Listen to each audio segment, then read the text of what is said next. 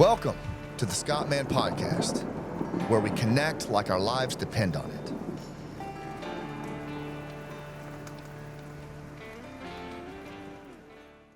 Welcome to the Scott Mann Podcast. You know, people have asked me a lot, especially since we've been rolling with this podcast, why so much emphasis on storytelling? Why do you keep bringing that up? Why do you spend so much time doing that? And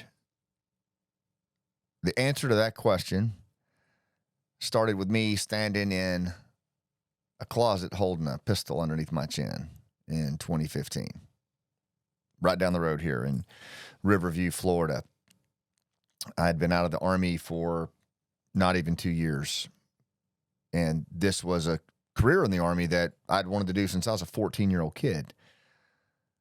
In fact, when I was standing in that closet, shaking and sweating, that was what kept coming back to my mind, was that I had gone from being this high-performing Green Beret who had done everything and more that he wanted to do since he was a 14-year-old kid, to a guy padding around his house in a bathrobe and not having showered in several days, and so volatile that my boys, all three of them, would basically get up and leave the room whenever I walked in because they didn't know what version of dad they were going to get. And this was all just within months after my retirement in 2013, and it just plummeted and plummeted. I found myself not long after my transition really devoid of purpose and identity.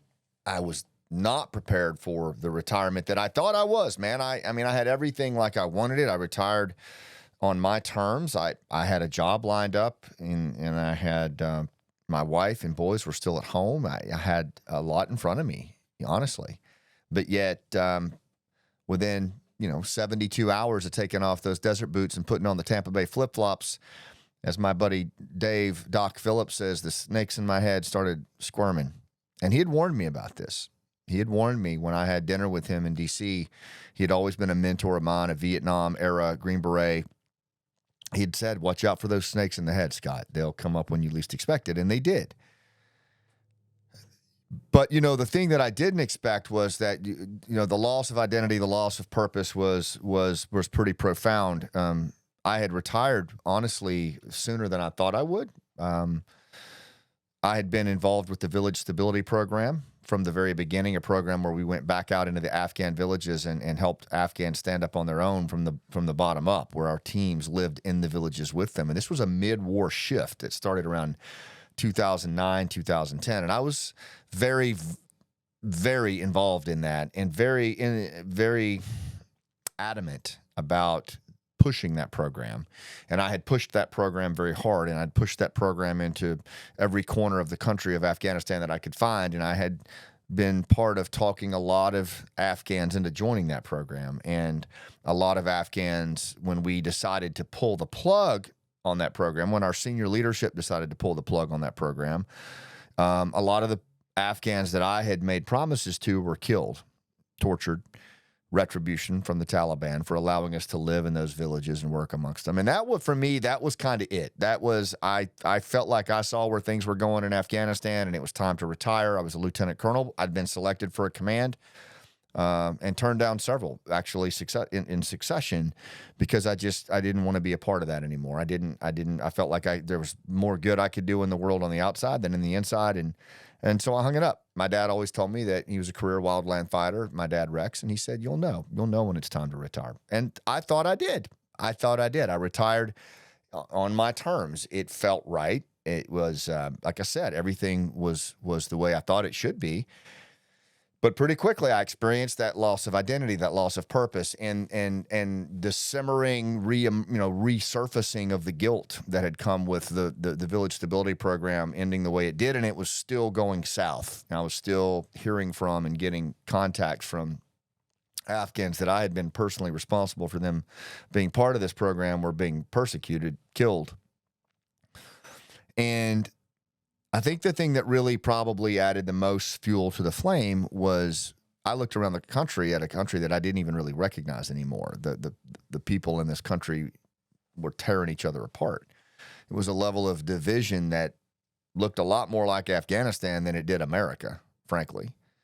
The riots, the in-group, out-group behavior, it was so caustic and corrosive everywhere you looked, even on social media. And I thought, shit, after all that, after all those years, after what so many of my friends gave and sacrificed and what we all gave some measure of, what was the point? You know, all of that we had done over there to see us just tear each other apart here at home was probably the final straw for me, because it really caused me to start questioning everything. And my purpose and identity was already in shambles. And I just lost my agency. I lost my connection to what mattered. And I just spiraled. My mental health spiraled. And I thought I really was losing it, you know, and I started to have ideations of suicide. And I've never done that. I just never thought that would be me. But I started thinking about it more and more. And after a very heated conversation with my wife about finances, she walked out and I walked into my closet, intent on not walking out. And that was the darkest time of my life, hands down. Standing in that closet in that moment, because I was petrified to go through with it, cussing myself out for not just moving through it and getting it done. And I was petrified to walk out of the closet and live, because I didn't know how to. And grace of God, one of my kids came home on that particular day. It wasn't the only day I went into that closet, but that was the closest I ever came, with a pistol pressed into my flesh. And I remember thinking, you know, what kind of dad kills himself and lets his son find him? And that was the mindset that I walked out of that closet. I was embarrassed. I was humiliated. I felt lower than whale shit. And I just never talked about it. Didn't, you know, I just stayed in that, almost like a transition, a hell, man, like a purgatory, really, not hell, because it was in between, you know, in between living and dead. Is how I operated. And that continued for a while. I mean, a long time. And it really caused such a strain on my wife and put such an impact on my boys at a time when they really needed me. You know, they really needed me to be there, especially after all that I'd been gone. And now I'm home, and now I'm not home. I'm the farthest from home I've ever been. And even now, as I talk about it, it's embarrassing as shit to talk about it. But what I do know is that there was a part of me that still felt like I was still relevant, that I still had something to offer. My dad would always talk to me about the importance of leaving tracks in this world and being relevant. And I felt like I still had tracks to leave. But here was the thing. You know, I looked at the division in the country, and I would say to myself, I've seen this. I know what this is. I've actually, like a lot of Green Berets, I've dealt with it. There's actually a science, not just instinct, to how you navigate that, how you build rapport, how you bridge those trust gaps using old school interpersonal skills and a range of other things that I had learned and developed specifically in the Village Stability Program. We were trying to get into these dusty villages where we had not originally been welcomed. And I'd spent a lot of time developing techniques to do that. And so I felt like I could actually teach this. This could be a thing that I could actually bring to the country that would be useful. I'd feel relevant again. But every single time I would even try to entertain that, I would try to talk to like veterans groups or give little keynotes, just looking for some way to be relevant. I would lock up, I would freeze up. The tension and the anxiety would just be too much, and the resistance would take over, and I would pull back, and I couldn't couldn't put myself in front of people, even though I felt like that's what I should be doing. And I could be relevant that way because I was the Green Beret, man. I was an advisor, a teacher, create strategic impact in times of chaos. A mentor of mine knew what I wanted to do. And it was actually at a veterans event that he said to me, there's a guy out in California who does a lot of work with guys and girls like you. His name's Bo Eason, and he was a NFL football player. He was a free safety. He came from a farm up in Northern California. His brother's Tony Eason. He played professional football too, but Bo was a free safety, and he was voted the dirtiest player in the NFL. They said when he hit you, he would hit you so hard you'd smell smoke. And he blew his knee out, the guy was telling me, and became an actor and then a playwright and then wrote his own one-person play about becoming an NFL football player. And he, here's the thing is he had been a runt his whole life, and the play was called Runt of the Litter, and it was a one-person show. And he said now the guy's a speaker, and he trains other storytellers or speakers how to tell their story, especially stories of struggle. And you should go work with him. And at that point, it had gotten so bad, you guys, like, I had no choice. I mean, it just there was nothing else to do. And my wife at that point was pretty much just saying, just do what you got to do. Try to find it, And so I went out there to California, and I remember sitting in this crowd, and there were all these like younger people, that were there to learn it was called the world's greatest speaker. And there were multiple speakers on the stage telling you how to be a good communicator. And they all sucked. I didn't like any of them except this guy that was coming out last, Bo. And I thought, well, I'll stick around to see what this is all about. And he comes out, and I'm telling you, man, he moved on the stage like an operator. His nonverbal physicality, the way he commanded the room, he was so dialed into his story. I don't even really remember. I just remember just being immersed in the story. And I remember thinking, that's it, man. If I could do that, that's what I need to get over myself and share these lessons that I know are relevant. And when he was done, he kind of got mobbed by a bunch of people, and I elbowed my way up to him eventually and just told him a little bit about myself and what I'd been through. And, he looked at me and he stopped. I mean, because the guy was getting bombarded, and he said, I'm going to help you. And I didn't know what to say. I just said, thank you. And he said, we exchanged contact information, and I signed up to work with him. And I worked with him we're still great friends. He's still a mentor and coach to me, but I worked with him for like 2 straight years, and he really developed my ability to tell stories. And he showed me how to use storytelling in a whole different way, where the stuff that he had learned as an actor, for example, and but also the stuff that he had learned as an NFL athlete, it resonated with me so much because it was all about the craft. You know what I mean? It was all about the craft and the physicality of storytelling. And what he showed me was that storytelling is a physical act, and it is as much a high performance craft as professional football, special forces. It requires, as he says, all of you. It requires a level of generosity that you have to give all of oneself to really connect with the audience. And he had these other coaches that were just phenomenal, like this guy, Jean-Louis, who was a movement coach, and Dr. Joan Rosenberg, who was a mental health professional. And they all just poured themselves into me. And I was so jammed up, man. I couldn't even say the names of guys that I'd lost or friends that I'd lost in combat. I would stutter and stammer and I just couldn't get out of my own way. And I looked like I didn't trust myself. And they just kept working with me. And they kept working with me. And eventually I started to realize that what they were showing me, it wasn't the words. It wasn't the articulation of the words or how I framed them. What mattered was my relationship to the story. What mattered was my relationship to myself and to the people I was talking to. And that to do that, I had to be in my body. I had to get out of my head. I had to be, my story had to be embodied.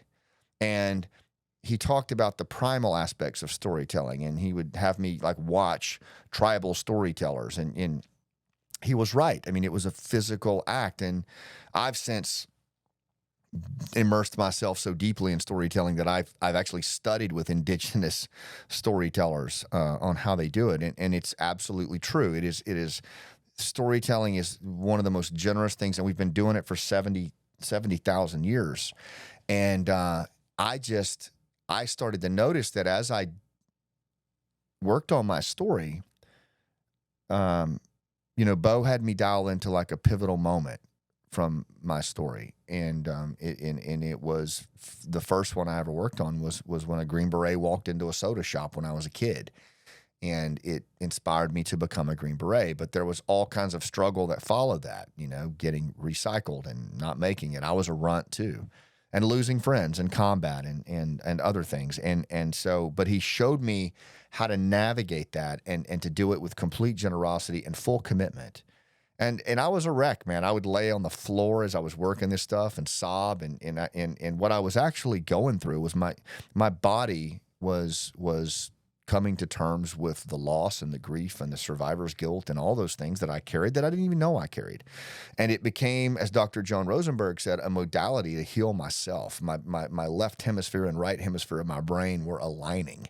And I was making sense of things that didn't make sense. And, I've since learned from so many neuroscientists like Dr. Kate Pate and others that storytelling is a sense-making tool that we've used for tens of thousands of years to bring our warriors home and to integrate them and bridge the gap in civil society. And here it was saving my life. And as I started to tell my story, I started to feel like I could breathe again. I started to feel my feet on the floor. I started to notice where I was in the room. And eventually I got in front of people, heart pounding, and I told that story. And it felt like I was going to pass out. But I didn't, and I got through it, and eventually it really started to land, and then I was off to the races. I did a TED Talk, and then another TED Talk, and then another TED Talk.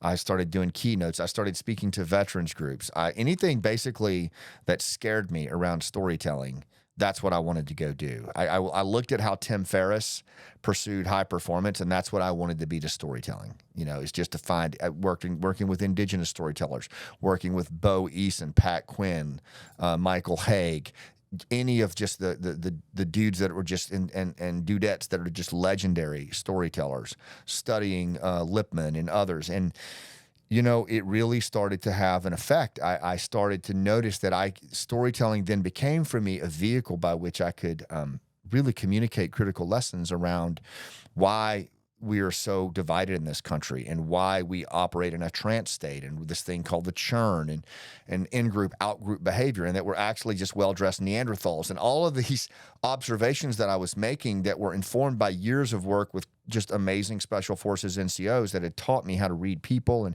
how to make connections below most levels of human consciousness and then to move people to action, I was now able to share those in real time with leaders at the corporate level and other civilian levels. But at the same time, I was able to talk to veterans. And that was really what mattered to me, was talking to veterans and first responders and Gold Star families about how they could put storytelling into play. In fact, my wife, Monty, and I, we were so indebted to the storytelling, way of life that we started a nonprofit.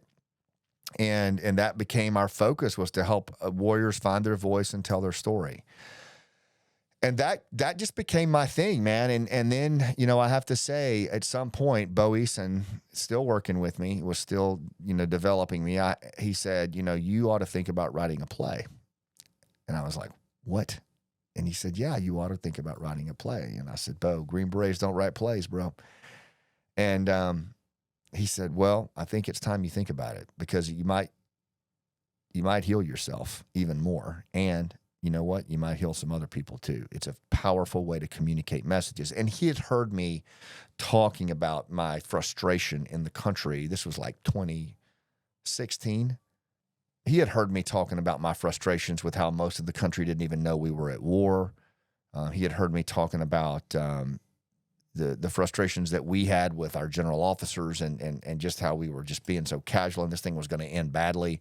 And he had certainly heard me talking most recently when I'd learned that my oldest son was going to join the Army and basically go fight a war that I didn't finish. That's a hell of a thing for a dad to come to terms with, that your kid's going to go fight a war that you didn't finish. And that's when he was just, you need to write a play, man. You know, you can't cover this in a keynote. You can't cover this on the news in a 24-second soundbite. You gotta use theater. You gotta use the stage the way Shakespeare and others did. And I just thought, whatever. But there was a part of it that intrigued me. It scared me, if I'm being honest. It scared me. I'd never written a play. And then I started to think, well, what if I acted in that play? What if, I'm studying storytelling. That would be the ultimate crucible, the ultimate incubator for high-stakes storytelling. What if I've never acted? What if I could act in that play and we put all veterans in the play and we perform it, you know? And all of a sudden, it started to become something that really formulated in my mind and something that I felt like maybe I wanted to do. And so I had a couple of coaches down here in Florida as well that were helping me they were acting coaches, but they were helping me with my presentation as a speaker. And I told them about this, and it just so happened that one of them was doing a little one-person show thing with 5 minutes at a community theater, and he challenged me to write a one-person show. And I did. I wrote a one-person show about a silly band that my son Braden had given me during the war. And I just went up on the stage and told the story as the silly band and what I'd gone through. My son called it the magic silly band, and how, as the silly band, how my new owner took me everywhere he went, and the dangerous things that we saw and the close calls that we had. And yet, he never took it off. And then until he brought me back home to my original owner and what that meant. And, I did it because I was challenged to do it. And it really resonated with that crowd. I mean, they were very, very moved. And in the little talk back we did, they were like, you should continue doing that. So I kind of looked at Monty, and she just kind of shrugged her shoulders at this point. We're so far out over our skis at this point, we don't even think there's snow down there, And so we just kept going, and we just kept writing. And here's what's interesting is, well, it's interesting to me.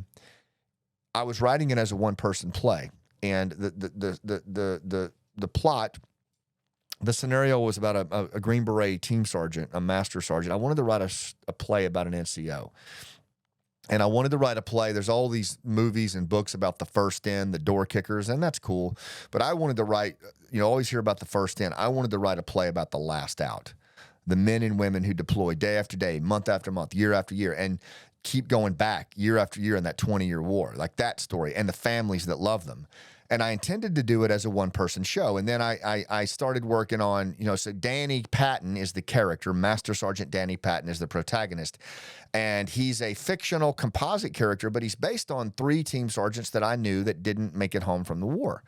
And so they're rolled up into one character. And Danny is, navigating this long war and his family. And so this is a one-person show, and I'm thinking I'm going to play all these different characters. And I started writing things that his wife Lynn went through, his son Caden, and I would show them to Monty, and she would say, that's not even close to what happened at home, and we would have some fights over it and arguments, and then she would say, here, let me, and she would help me write the scenes.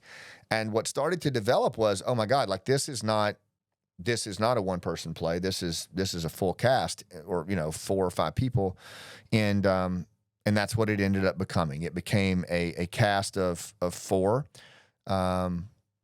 and the other 3. So the basic plot line is that Danny Patton is mortally wounded in the first scene, and he's trying to ascend to the warrior resting place of Valhalla, but he's stuck. Remember that analogy from the closet?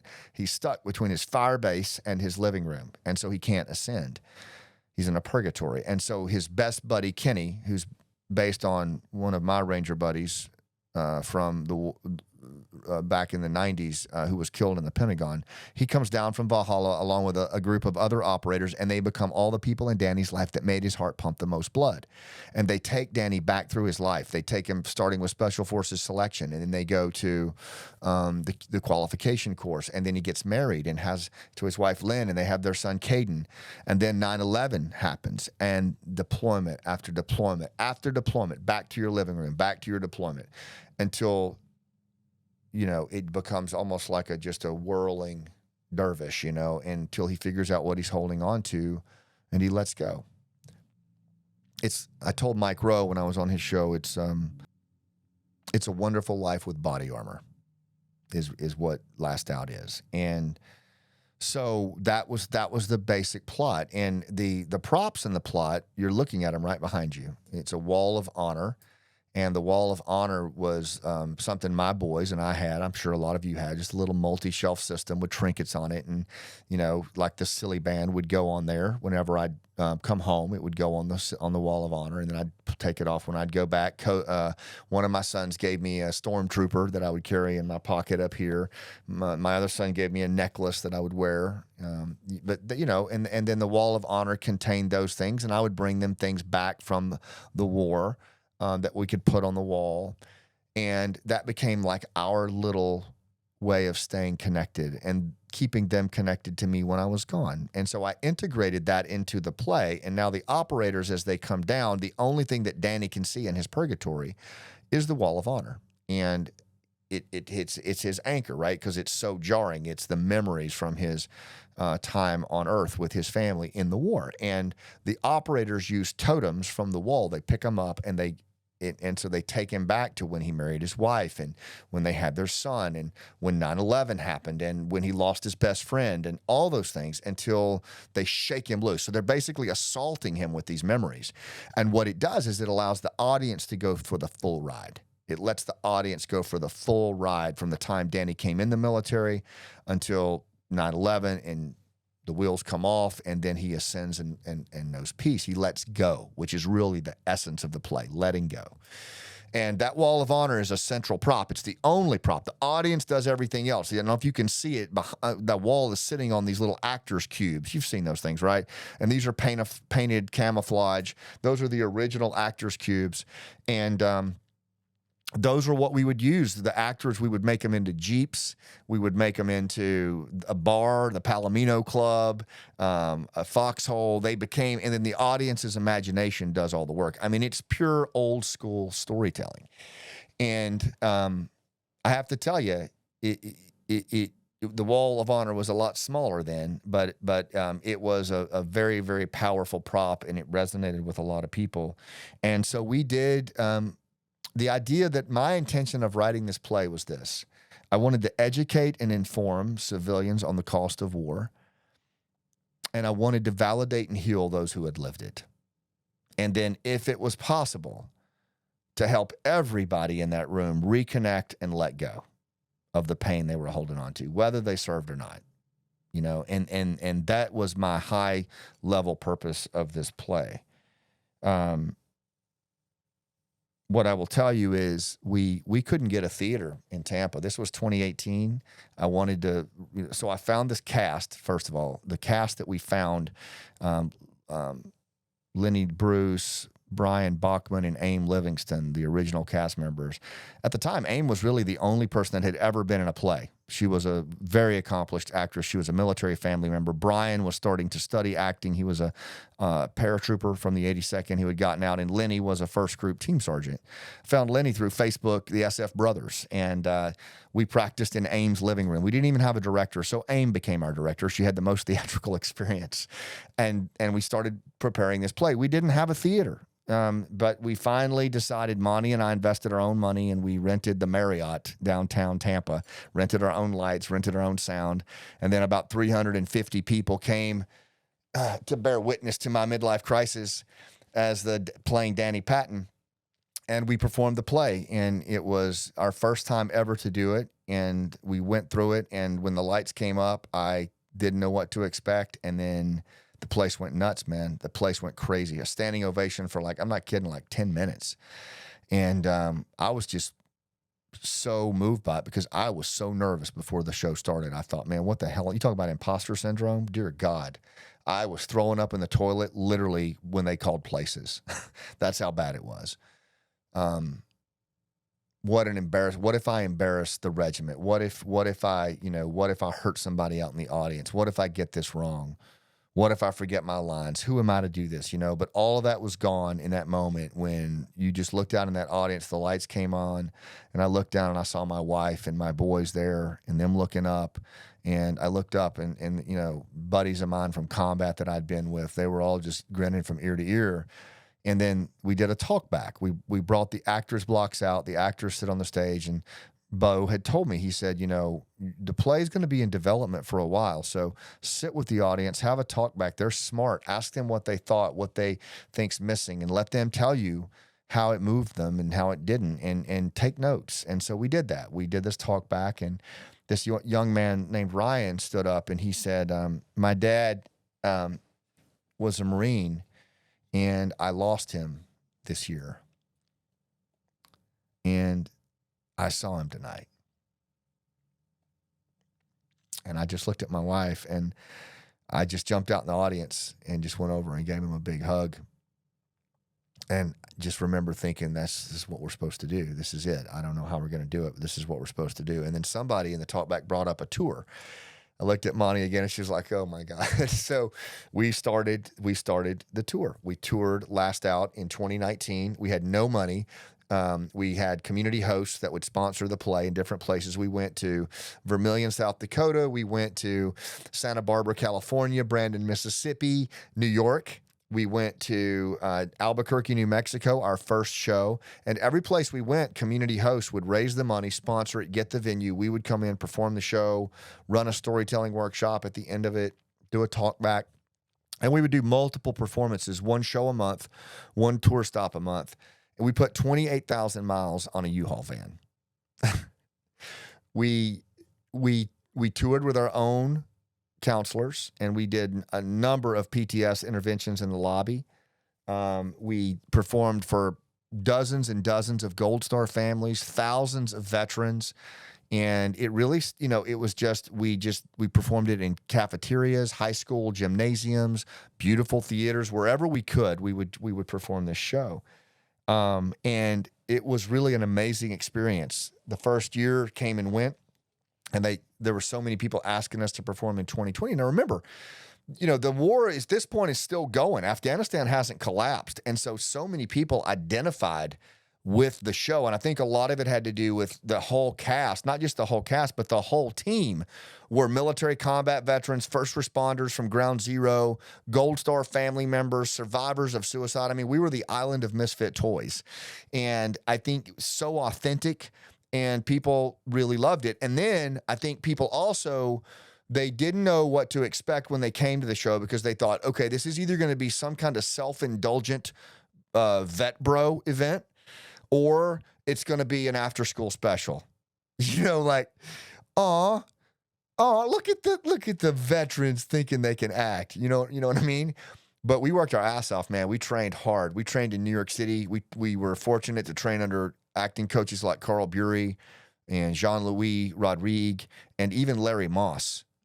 So these are the best, Jason Cannon, and we trained our ass off, and we because we took it seriously, and we knew the stakes of what we were doing on that stage. These stories were all based on true stories, and we knew the audience who was sitting out in that audience: Gold Star family members, wounded guys that had lost buddies, and it was sacred. And so we trained our ass off the way we would train for any mission, and people would leave very surprised. There was one theater critic that came to the show in Buffalo, New York, and he said, I quote, and he was a pretty big-time critic, "This is as good as theater gets."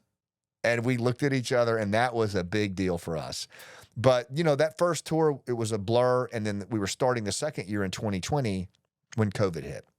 We hadn't even done a single performance. And you'll remember, I think COVID hit somewhere around March, which is when we were supposed to start. So the tour was shut down.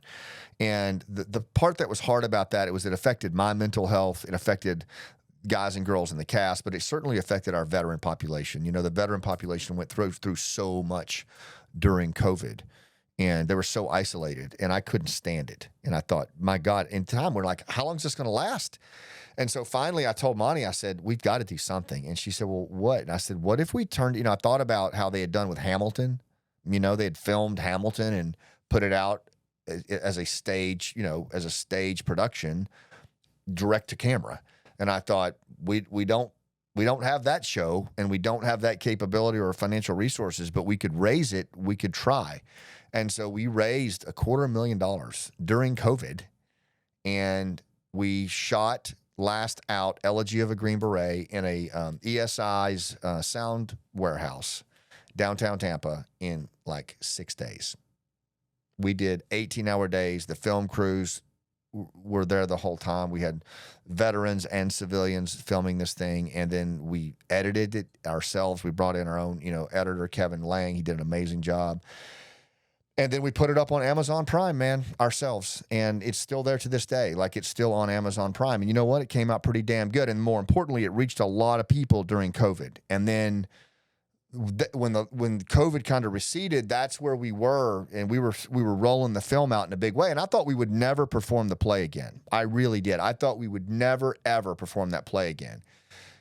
And I thought, we don't need to. We've got the film. This thing is very helpful. A lot of, we had done a TED Talk also called The Generosity of Scars that had over 1 million views, and it actually has the cast in it.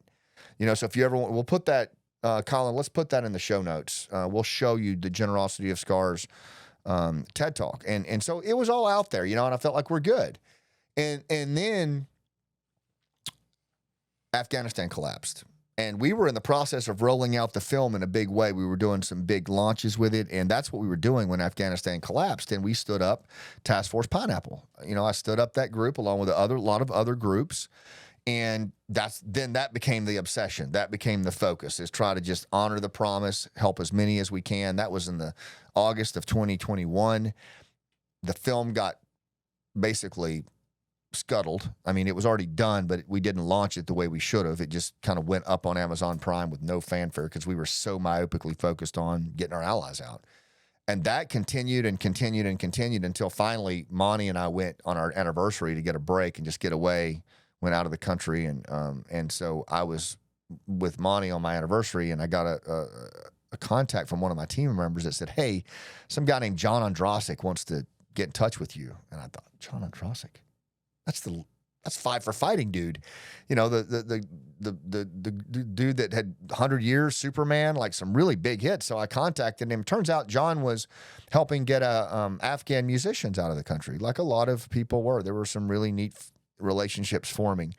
And we talked, and we ended up becoming friends. At some point, he learned about what we were doing with our nonprofit and the play and the film, and he asked to watch it. So I sent him the film, and he watched it on Amazon Prime, and he just was like raving about it. He said, this is so helpful, especially coming out of Afghanistan's collapse. We should show it to Gary Sinise. And I remember saying, dude, I have been trying to show that to Gary Sinise for 6 years. Like, even when we were in the same location at different veterans events with the play, and he's with the Lieutenant Dan band, he has so many handlers and he's so in demand, he's not going to watch this play. And then I said to him, actually, I read his book, Grateful American, and I know that, when in the 80s, he directed a play called Tracers that was written by Joe DeFusco about Vietnam and performed, who was a Vietnam veteran, and performed by Vietnam veterans. And Gary brought it to Steppenwolf in Chicago, and it was like a big thing. Veterans came in, and that actually inspired me, John, to keep going with the play when I was getting depressed. But he doesn't even know who the hell we are. And he said, well, he will, because he's a friend and I'm going to get it to him. And okay, man, cool. Like 2 days later, I get a text. Scott, it's Gary Sinise. You got a second?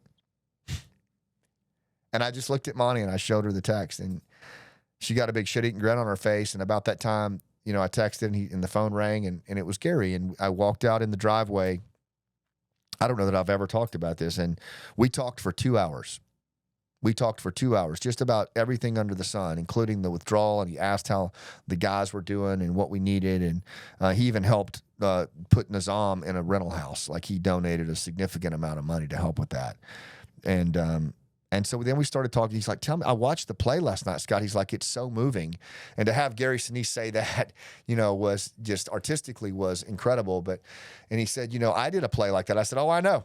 I know. Tracers. And it was a huge inspiration for me. And he said, you got to be kidding. I said, no. That play kept me going in Grateful American when I read about it, because I'm like, okay, this has been done. This could be done again. And I said that, this could be the modern day Tracers. And he said, I like that. Let's do it. And I was like, do what? And he said, let's do the play. And he said, I think we could make this happen. We'll perform it first in Steppenwolf. And I thought, oh my God, like that's a premier theater in Chicago. And he said, let's make it happen. And he moved so fast, you guys. I've never seen anything like it. The whole Gary Sinise Foundation got behind the play, and we stood back up. I talked to Monty about it. She's like, oh, we got to do this. So, I jumped back in as Gary. Lenny Bruce showed back up. Brian Bachman rolled back into the role. And then we got a couple of new cast members, Heather Corrigan, and we were off to the races, and we started performing the play this time now, supported by Gary Sinise. He even came and watched the play in San Diego. He would get on the news and promote it. He got us on Mike Rowe, Lester Holt, Jack Carr, and it was a whole different level. We had stage managers, lighting designers, sound out of New York. It was just a whole different level. And he would bring people, World War II veterans. He brought Congressional Medal of Honor winners to the show. And this was in 2023, and it just took on a whole new level. We performed the play for several of the family members of the service members killed at Abbey Gate, and that was so profound. We performed it for Tyler Vargas. We performed it for Sean Ryan. It just kept going. Legend, Sarah Adams. And it just kept rolling, and so many cool things were happening. We still did the talkbacks. We did the talkbacks. One Special Forces Sergeant Major's wife said, and through tears, her brother sitting right there. So the way it actually worked was her brother showed up like the first night, and Friday night, he was so reluctant to be there. You could tell he'd been drinking a few to even come in the room. And he watched the play, and afterwards he waited till after the talk back, and he came up and he talked to me, and he said, man, that was my life up there. Would it be okay if I bring my family tomorrow, my wife and my kids? And I was like, absolutely, brother. He brought his wife and his kids the next day, and they watched the play, and they stayed for the talk back. And then the Sunday afternoon at the matinee, his whole extended family's there, sitting out in the audience. And his sister stood up at that moment, and she said, you guys just showed me in 2 hours what my baby brother's been trying to tell me for 5 years. And Again, I looked down at Monty and I thought about all that we had gone through to put this play together, and the sacrifices to just make it happen, the financial, and it was all washed away. It didn't matter. And she looked at me and I looked at her, and that was a look we would exchange so many times, so many talkbacks, when people would stand up and say what the play meant to them. We had civilians that would stand up and say, one lady said, I have a really bad taste in my mouth about the military. I grew up in Northern Ireland, and the military, I have a very bad taste in the way I was treated by the military. And she said, this play has changed my whole perception of warriors completely, and she said, I'll never, ever have that bias again, and it just on and on and on. And it was always in the talkbacks where we would hear those things. And so what I thought I would do now, as I kind of bring this to a close, is because I'm not in the play anymore, and the wall of honor sits firmly behind us in the podcast studio. And, I know you hear me reference it sometimes in the interviews, and the flag that was recovered by Legend in Afghanistan. But this play is about this podcast is about storytelling. It's about human connection. And I felt like these are the right things to bind that and to really stare at us when we have this conversation. And what I thought I might do is just, there's a saying in storytelling that it's by Dr. Carl Rogers, and it's what's personal is universal. And it's this notion that, because in the modern world, we're convinced and told that, people don't want to know what's personal to you. They just want to know just get to the business. It's just business. They don't want to know your personal stuff. The reality is, what's personal is universal. That's exactly what people want to know. And if it matters to you, it'll matter to them. And so I thought what I would do is I would just share a few just 3 little trinkets from the Wall of Honor behind me, because I always get questions on how did the Wall of Honor get to where it is right now and the way that it is. Like, what really is it that makes this thing so special? So what I thought I would do is just share a couple of things with you. The first one that I'll share are, it came from Brandon, Mississippi. And we were very, very young in the tour. This was 2019, and I think we hadn't traveled. Well, we'd gone to Albuquerque, New Mexico with Jerry Lujan, but that was it. And we were now starting the spring tour, and we were going to Brandon, Mississippi. And my buddy, Brad, was going to host the play, and which was really cool because Brad Bynum was a Green Beret also. We had fought together in Afghanistan and in 06, 07. And he was a great guy, and he was from Brandon, Mississippi. He was in 20th Special Forces Group, so he was going to host the play, him and his wife, Dana, and their community and their church, and they did. And so we were advertising. We didn't have professional marketing or anything like that, so we were advertising on Facebook and anywhere we could, and we were going to perform the play in Brandon High School. And I thought, you know how resistance kicks in and the imposter syndrome and, your little pity parties. And I'm like, oh, here we are performing in a high school. We should be performing in a theater, but nope, we're in a high school. And so we were, and not only in a high school, in the cafeteria. Right? How they, some of the schools, like in the country, they have the stage that pulls out. Well, that's what this was. Acoustics were not great. And I'm just kind of like, yeah, all right, well, that's what we'll go do because that's what we committed to do. And then I get this Facebook Messenger message from a lady that said, hi, I'm a Gold Star mom. Jenny was her name. My son Jason was killed in Iraq, and he went to Brandon High School. Would it be okay if I come to the play ahead of time? I've got something I want to give you to put on your wall. And she'd heard us talk about the wall. And at the time, we had not put anything else outside of our own cast members' stuff from their kids and stuff on the wall. And I said, sure. And so she showed up, Jenny showed up, and I brought the cast out on the stage, and we gathered around the wall because, I was like, hey, we need to listen to what she has to say. And so she pulled out these dog tags, and it was her son, Jason. And he was actually, I said he was killed in Iraq. He was killed in Afghanistan. And she started telling us how important it was that we were telling the story. And she said, people walk on eggshells around me all the time. And the fact of the matter is, I'm tired of that. I want my son's story to be told. I want his name to be said, and I want you guys to say it loud and proud. And then she gave us these dog tags, or this dog tag, and we hung it on the wall. And that became, and she told us stories about Jason going to high school there and how funny he was, and the pranks that he played, and just the silly things he did. And all that night while we were performing, and I would look down at Jenny at times. I would steal a look down there at her, and she just had this big shit-eating grin on her face, and she was just, you could just tell that she was with Jason, And I knew that there was something to that. And so we did a little video on it, and it just went crazy.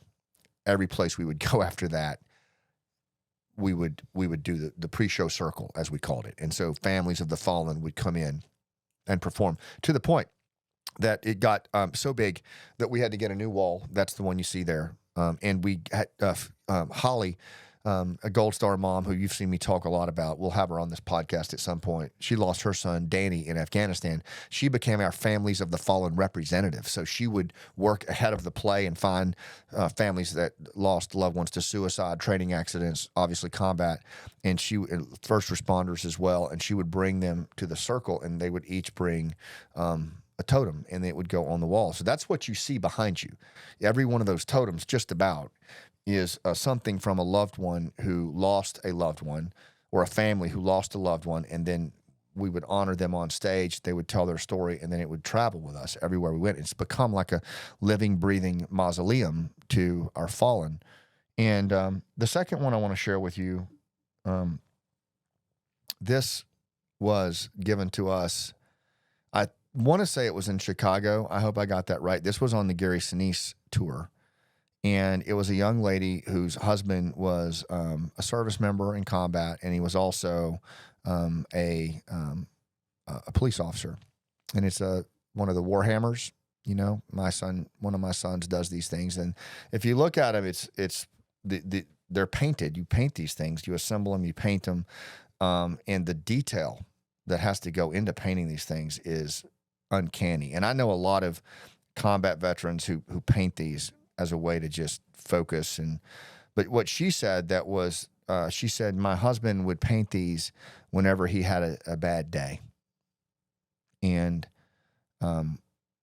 she said, you know, she named the number of bad days he had, and it was in the hundreds, and until he took his life. And she presented us with this Warhammer, you know, and it went on the wall, and every time we would look at it, we would think of him, but we would think about just the horrific toll that suicide is having on our veteran and first responder population and on their families. And it was so personal, you know, and we've got a scene in the play now where Danny actually contemplates suicide. And it obviously comes from the time when I was in that closet, but there's several other of the cast members have been in similar situations. And, you know, there's so many totems on that wall, not just from combat, but from suicide. And so, you know, we know that when we perform, those families are able to be seen and be heard. And it's so important that they are. And then the other one that I chose for today, this is a shell casing, 105 howitzer shell casing. And I brought this home from Afghanistan after we conducted an operation there in 2005 that was designed to basically kind of level up what special forces teams were just pretty early in the war. And we had not really worked with the Afghan National Army as a fighting force. We had mostly worked with the irregular units. So we wanted to try to get the Afghan army out into the hinterlands and particularly the remote areas. And so this was a mission to push into a very remote area known as Uruzgan province.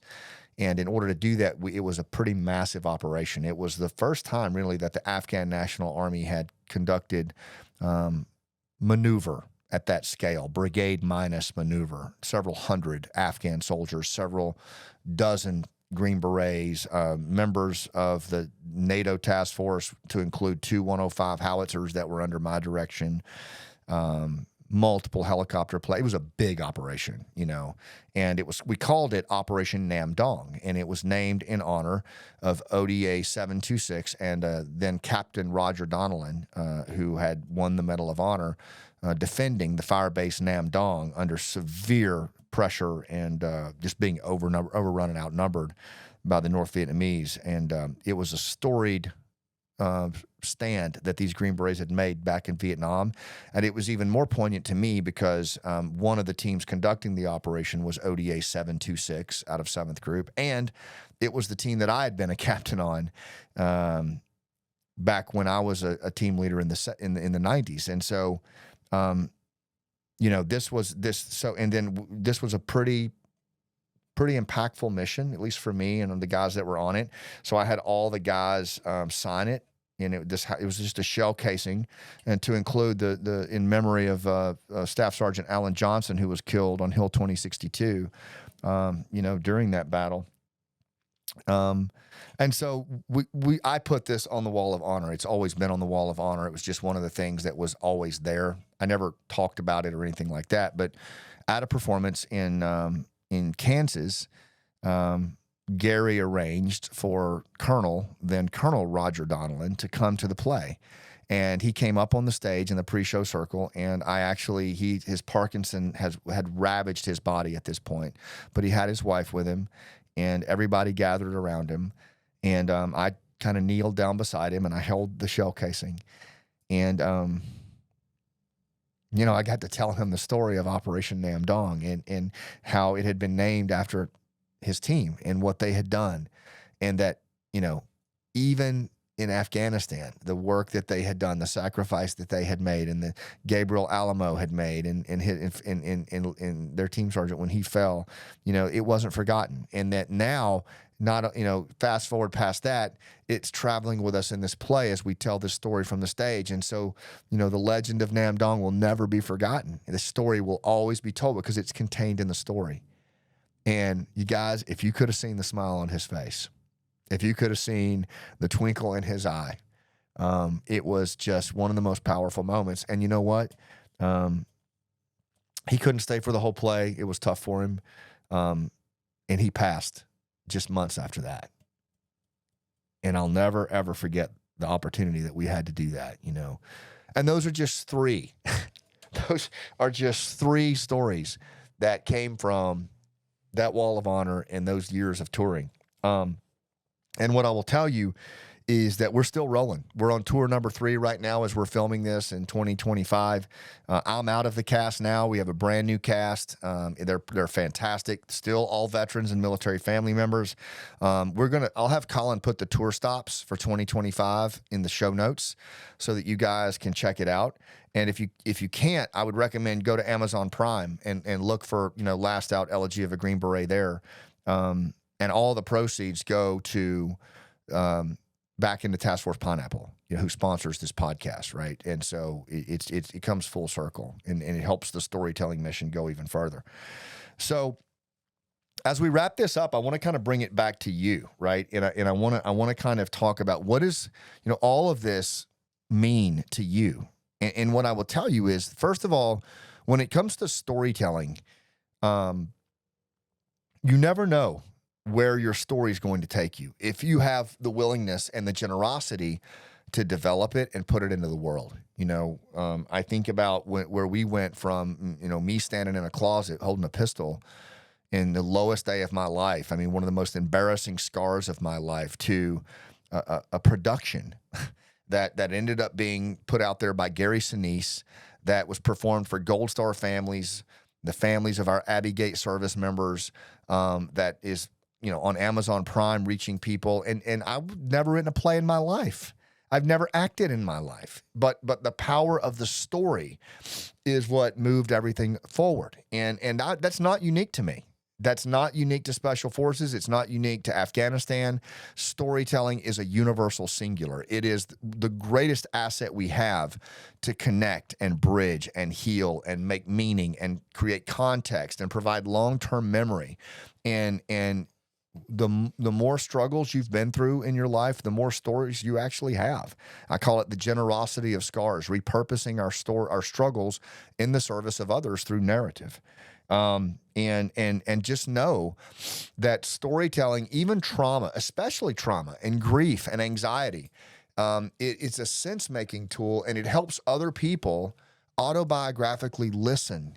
And, Colin's just off camera here, and I don't think he'll mind me saying this, but you don't mind, do you?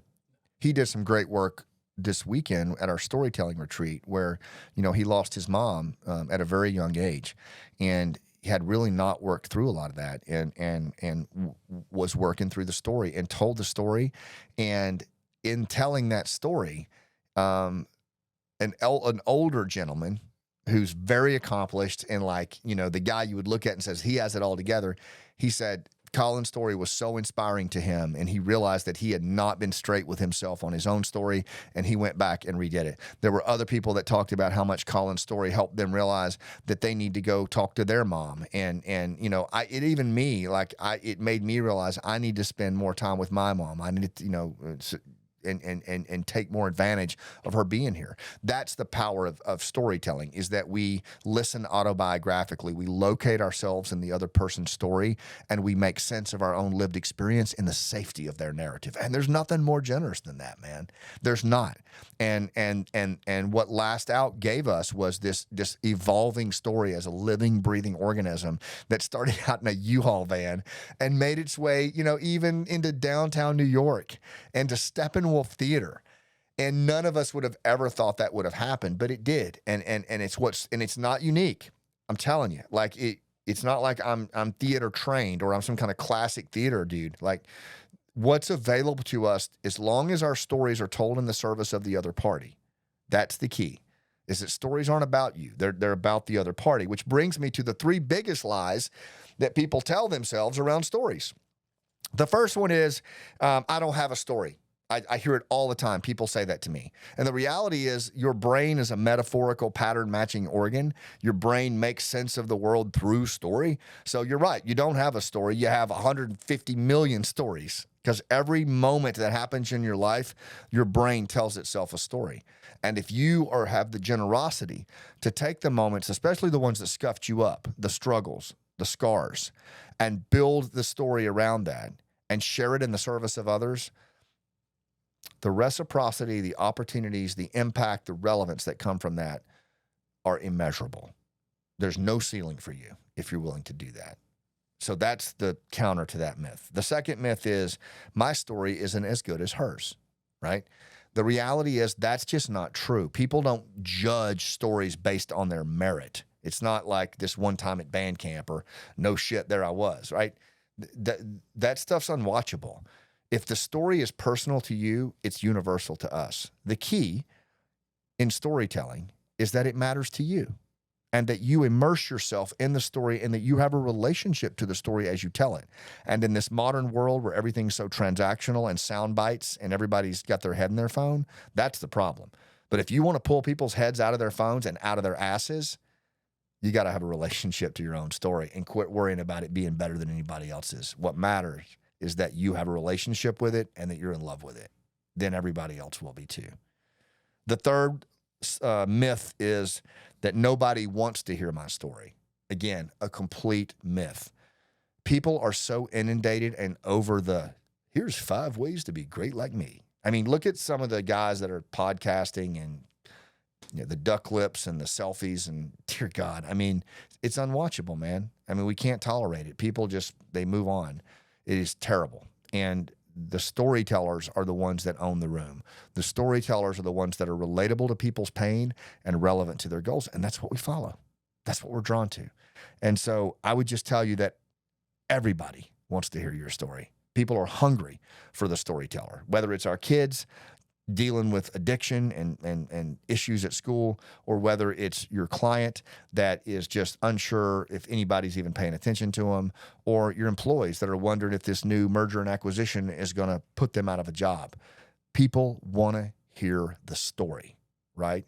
And if you look at this podcast and what we're doing at the Scott Mann Podcast, I mean, it basically refutes all of those. Look at the people that we've had in this chair right here.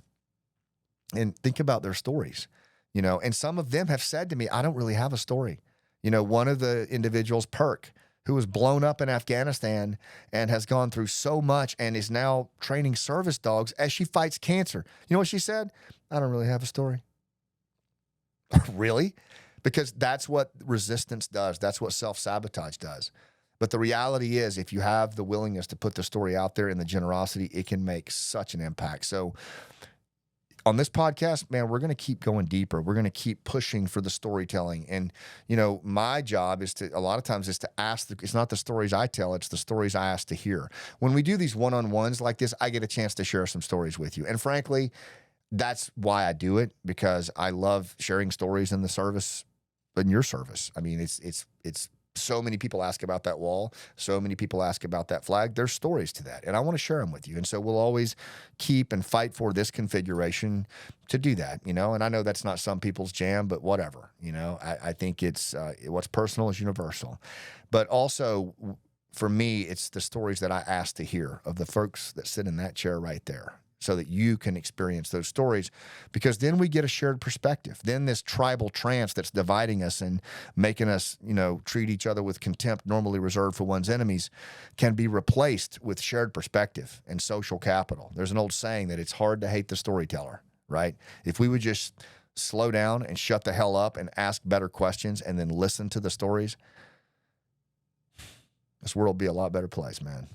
And we're sure as hell going to try to make it here one episode at a time. So that's the antibody to the churn of division, disconnection, disengagement, and distraction. And we're going to keep using it. And that's the story of Last Out, Colin. That's where we are today with it. And it's still unfolding. it's not done yet. That story's still rolling, and that's okay too. We're just going to stay open to it and see where it takes us, because the story is the asset. So thanks for what you do. Thanks for being with us, and we'll see you next time on the rooftop. Thanks.